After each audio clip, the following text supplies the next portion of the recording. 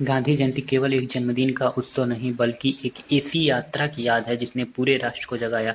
दक्षिण अफ्रीका में उनके संघर्ष और भारत में उनके आंदोलन ने साबित कर दिया कि नैतिक शक्ति किसी भी साम्राज्य से बड़ी होती है।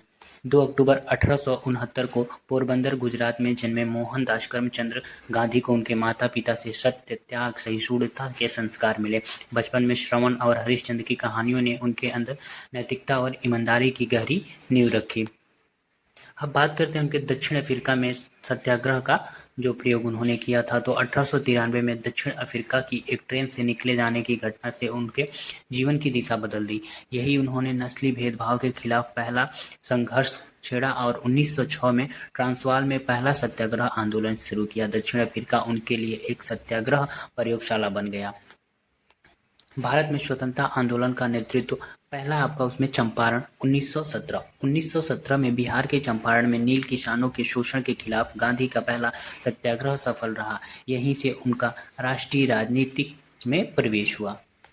खेड़ा 1918 खेड़ा में उन्होंने किसानों के कर छूट और फसल सुरक्षा की मांग को लेकर आंदोलन किया और किसानों की जीत सुनिश्चित की। खिलाफत और असहयोग आंदोलन 1920 से 22। 1920 में उन्होंने खिलाफत आंदोलन और असहयोग आंदोलन के जरिए हिंदू मुस्लिम एकता और विदेशी वस्तुओं के बहिष्कार को राष्ट्रीय आंदोलन का हिस्सा बनाया।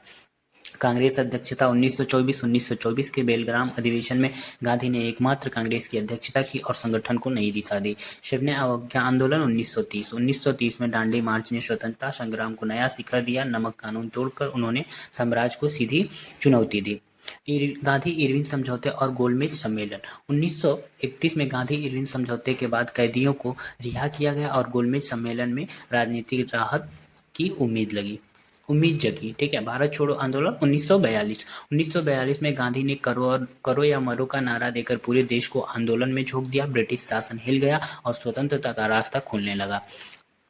हत्या और अमर विरासत की बात कर लें तो 30 जनवरी 1948 को नाथूराम गोडसे की गोली ने गांधी का जीवन को समाप्त कर दिया, लेकिन उनकी विचारधारा आज भी अमर है। दिल्ली का राजघाट आज भी उनकी शांति की ज्योति को जलाए हुए है।